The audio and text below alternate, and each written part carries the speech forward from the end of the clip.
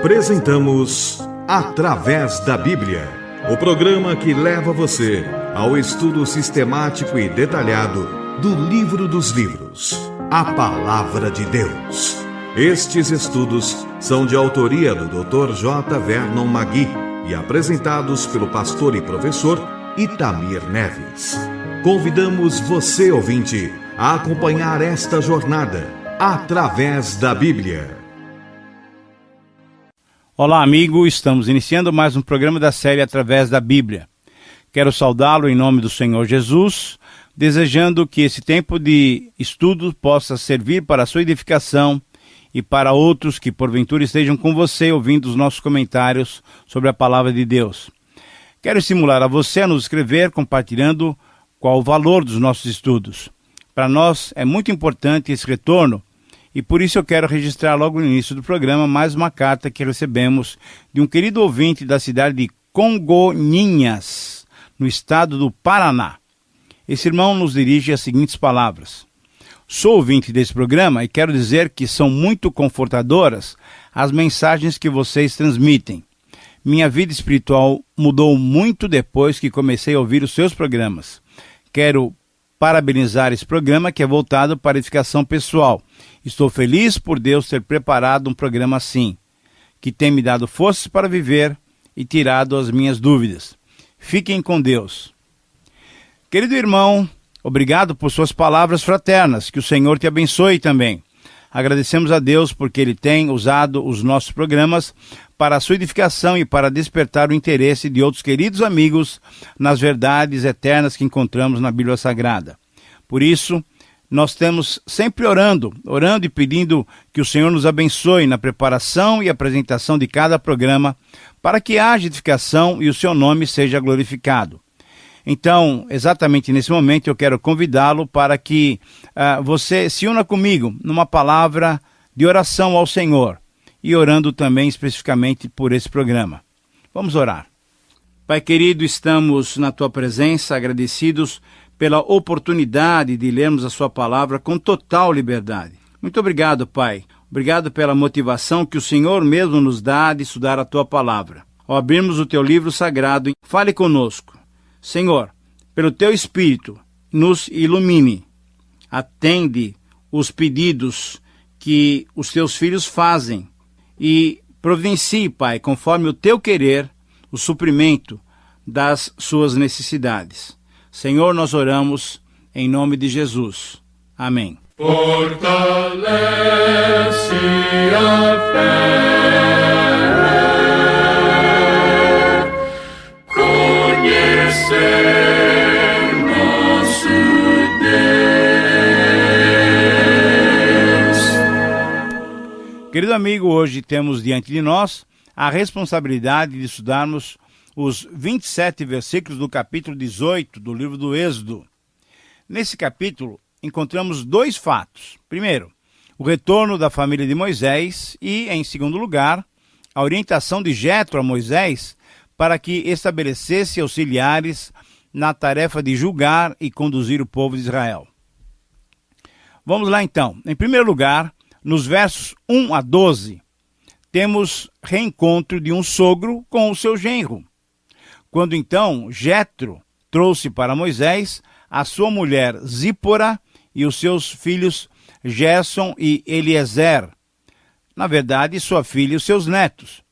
Os versos 1 a 4 nos dão conta que Jetro tinha ouvido notícias de tudo quanto Deus tinha feito a Moisés e a Israel.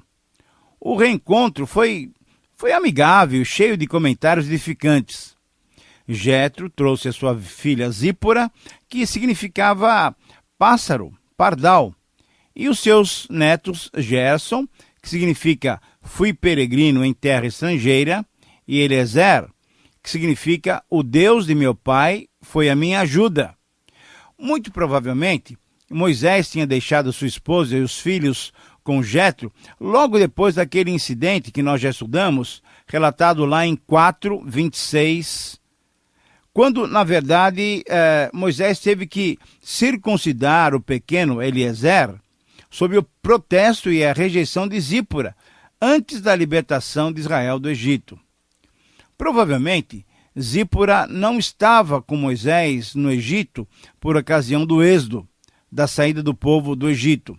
A Bíblia relata que Jetro, conforme o versículo 5, trouxe para Moisés a sua família para juntar-se a ele.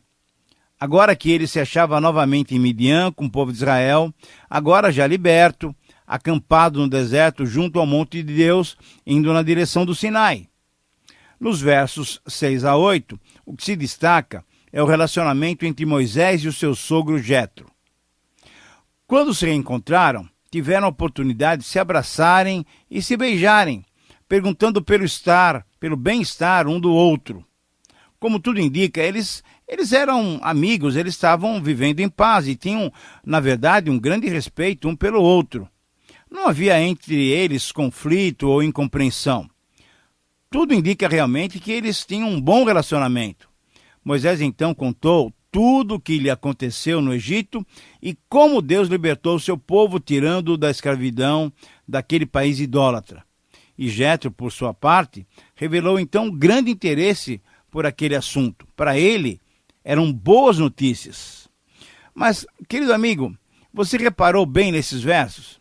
É interessante destacar que o texto não diz que Moisés tenha beijado a sua esposa e seus filhos. Pode ser que isso seja tão óbvio que não tenha que ter sido mencionado, que não fosse necessário fazer esse registro.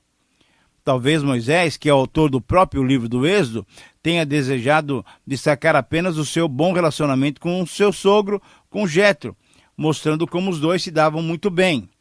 Por outro lado, na verdade, esse silêncio também pode indicar que havia algum problema no relacionamento entre Moisés e Zípora, sua esposa.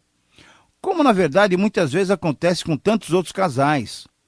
O relacionamento entre o casal provavelmente não estava muito bom, pois, como mencionamos, Zípora tinha chamado Moisés de sanguinário, por ocasião da circuncisão do pequeno Eliezer.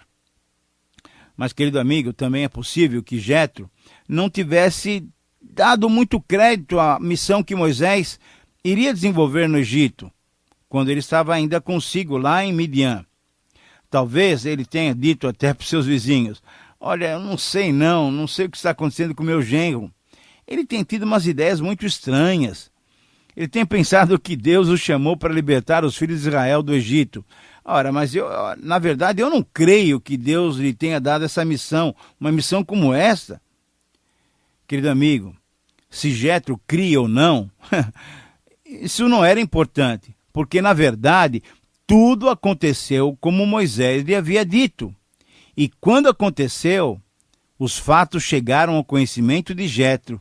E aí então, ele não teve outra alternativa. Ele foi ao encontro de Moisés, que lhe contou então a respeito de tudo quanto Deus tinha feito em favor dele, Moisés, e em favor do seu povo Israel, retirando-os com mão poderosa das garras do faraó. Mas vamos, na sequência, nós vemos os versículos 9 a 11.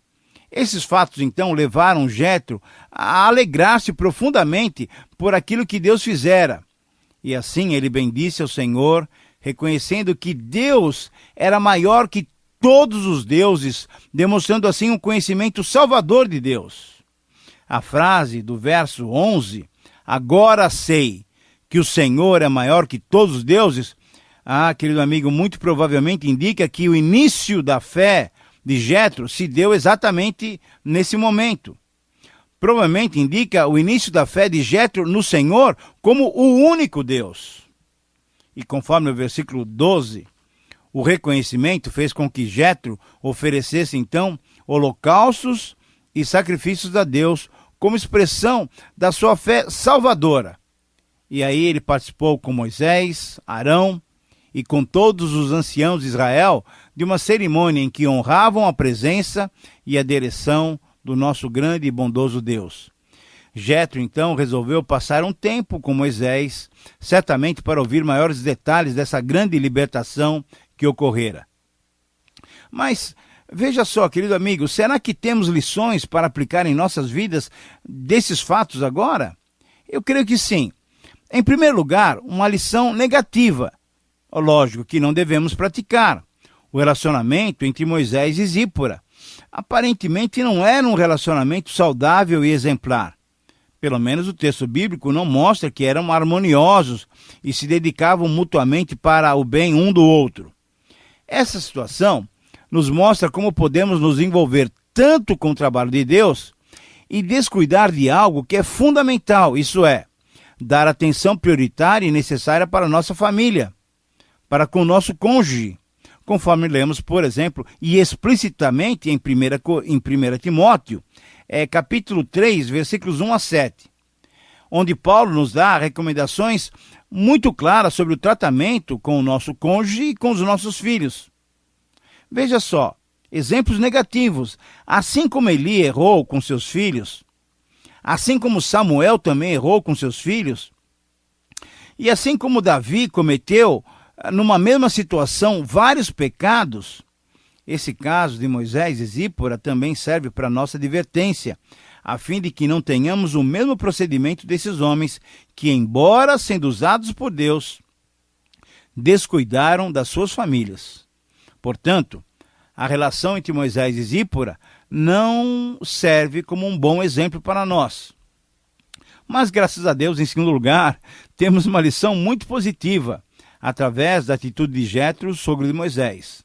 Sim, porque veja só, ao ouvir dos feitos maravilhosos do Senhor, e ao ouvir que o povo de Deus estava bem próximo da sua terra, ele deixou tudo e se foi para encontrar e querer saber ainda mais detalhes de toda aquela bonita história da graça e da misericórdia divina para com Israel. E o detalhe mais importante nesse episódio é o fato de que ele reconheceu que Deus era o único Deus e maior do que qualquer outro Deus, e quando reconheceu Deus dessa maneira, ele ofereceu holocaustos e sacrifícios, demonstrando assim a sua fé genuína. Veja só, querido amigo, que os holocaustos sempre vinham em primeiro lugar, pois eles eram uma demonstração de confissão de pecados, e só depois se ofereciam sacrifícios pacíficos, que era um momento de louvor e gratidão a Deus. Então, esse é um exemplo positivo que deve ser seguido por cada um de nós. É assim também? É dessa maneira que você testemunha de Cristo na sua vida? Você tem convidado outros para celebrarem com você as experiências boas que você tem tido com Deus? Ora, a minha oração é que você não perca as oportunidades que o próprio Senhor te concede de servi-lo e de testemunhar de um modo correto e agradável do seu nome.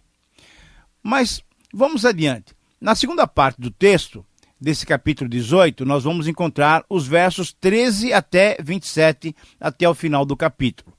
Nos versos 13 a 16, encontramos um retrato de como era o dia a dia de Moisés na condução do povo de Israel pelo deserto.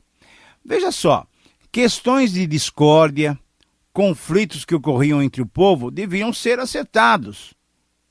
Mesmo sendo eles todos pertencentes ao povo de Deus, os israelitas, lógico, como seres humanos normais, tinham discórdias e os problemas se acumulavam. A maneira pela qual os diversos casos eram solucionados, quando não havia um acerto entre as partes, era levarem a pendência até a presença de Moisés para obterem dele uma solução. Só que havia um grande problema, e era grande realmente, veja só. Moisés era um só, e o povo era uma multidão de pelo menos 3 milhões de pessoas. Você já imaginou como era impraticável essa maneira de solucionar os diversos casos? O povo ficava, conforme diz o texto bíblico, ele ficava em pé desde a manhã até a noite diante de Moisés para buscar uma solução dos seus problemas e para que Moisés consultasse a Deus e lhes declarasse os estatutos de Deus e as suas leis. Essa expressão, estatutos de Deus e as suas leis, provavelmente significava os regulamentos permanentes das leis, das decisões sobre casos semelhantes.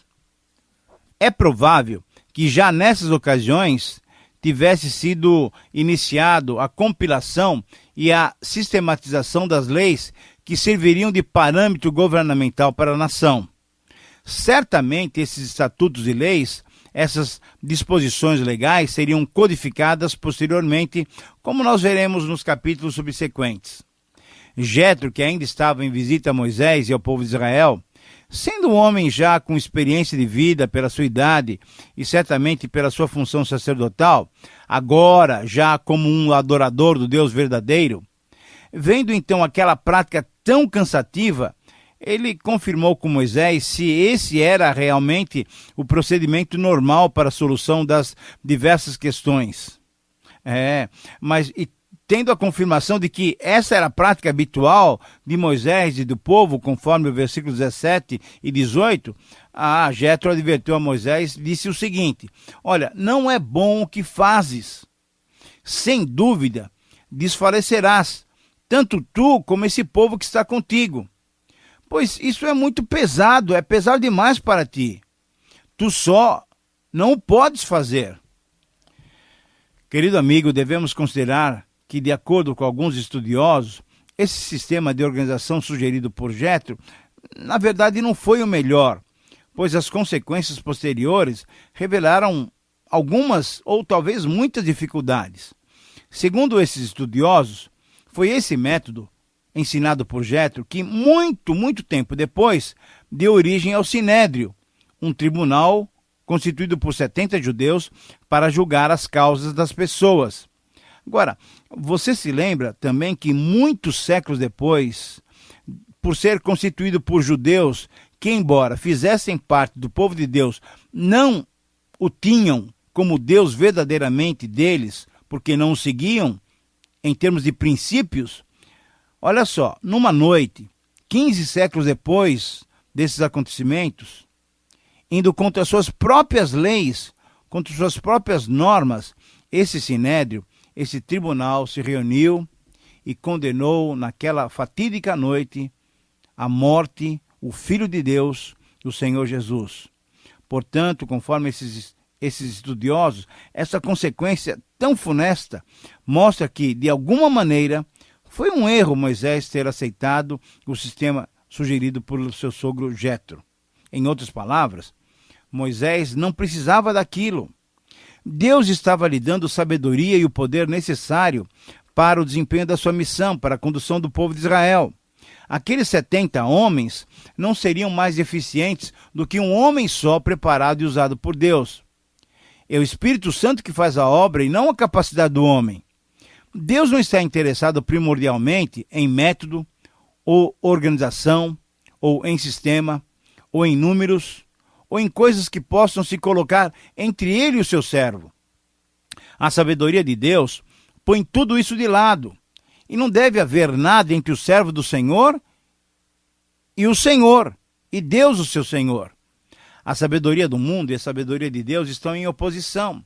Elas são contrárias, elas são opostas. A sabedoria do homem é loucura diante de Deus. Aquilo que o homem acha fenomenal pode ser uma loucura diante de Deus. E a loucura de Deus é mais sábia do que a sabedoria do mundo, diz o apóstolo Paulo. Assim, se dependermos somente, veja só, se dependermos somente dos nossos próprios esforços e das nossas metodologias, certamente complicaremos a comunicação direta que Deus quer ter conosco. Temos que ter muita cautela em nossas vidas particulares, mas também nas nossas vidas comunitárias, como igreja, com as decisões que tomamos, a fim de que não prejudiquemos e impeçamos a nós mesmos de ouvir a clara voz do Senhor. Muitas vezes, as novas técnicas, as novas metodologias podem ser um complicador entre nós e o nosso Deus. Portanto, o conselho de Jetro, por um lado, pode ter feito um mal muito grande à causa de Deus e a Moisés. Moisés pode ter errado em ter aceitado, sem mais, sem menos, a sugestão do seu sogro. Moisés deveria talvez ter consultado a Deus, como fazia, por exemplo, Davi, o salmista, o rei de Israel. Até nos mínimos detalhes, ele consultava a Deus sobre a sua administração. Não podemos, querido amigo, nos esquecer de que a sabedoria desse mundo é loucura diante de Deus. É da sabedoria divina, da sabedoria de cima, da sabedoria do alto que precisamos para dirigir a nossa vida.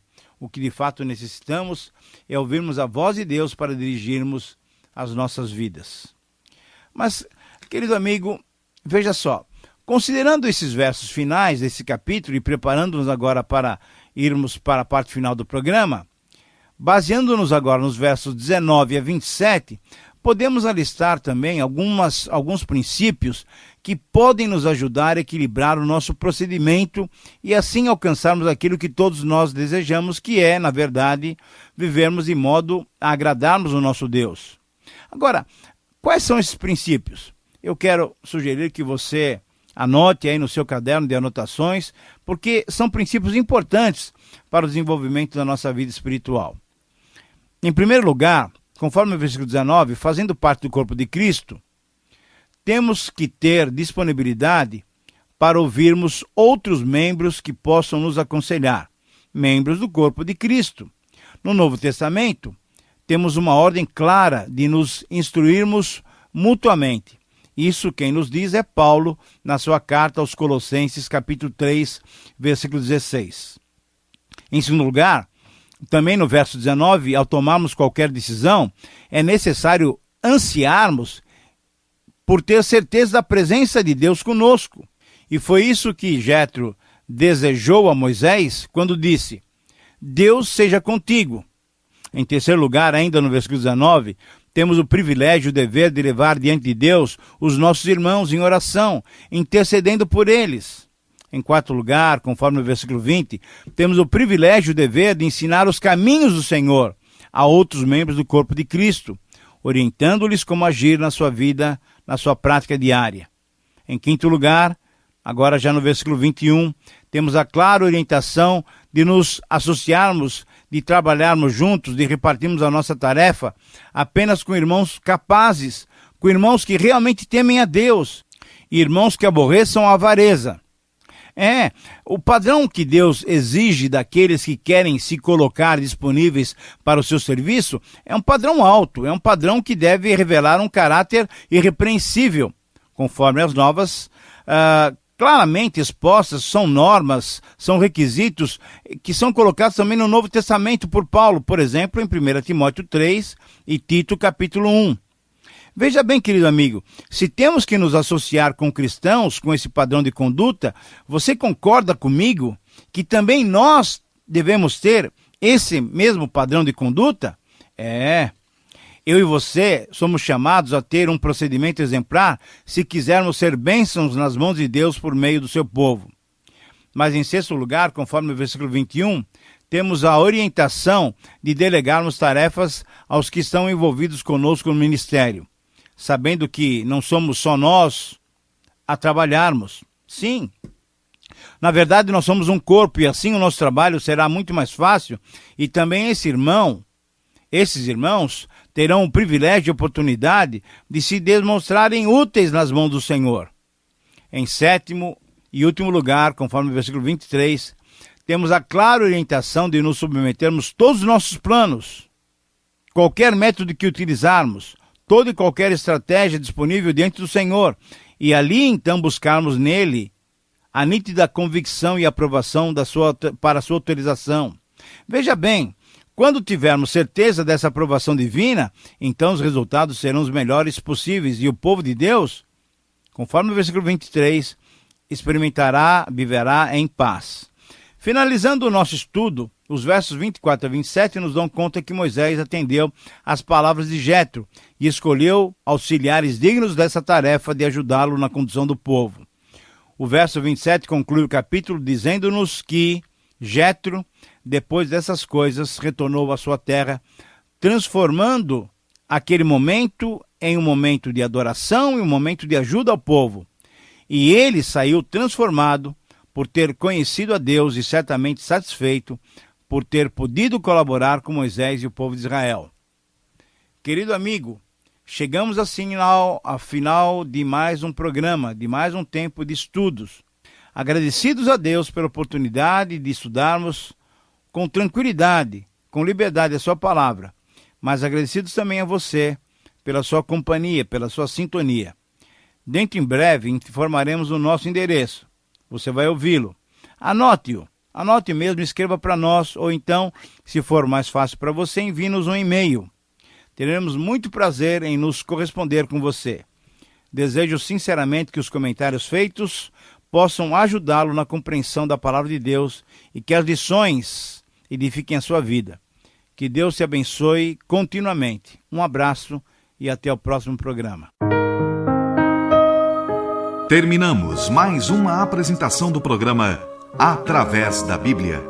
Esperamos que você nos escreva, dando a sua opinião sobre o que ouviu.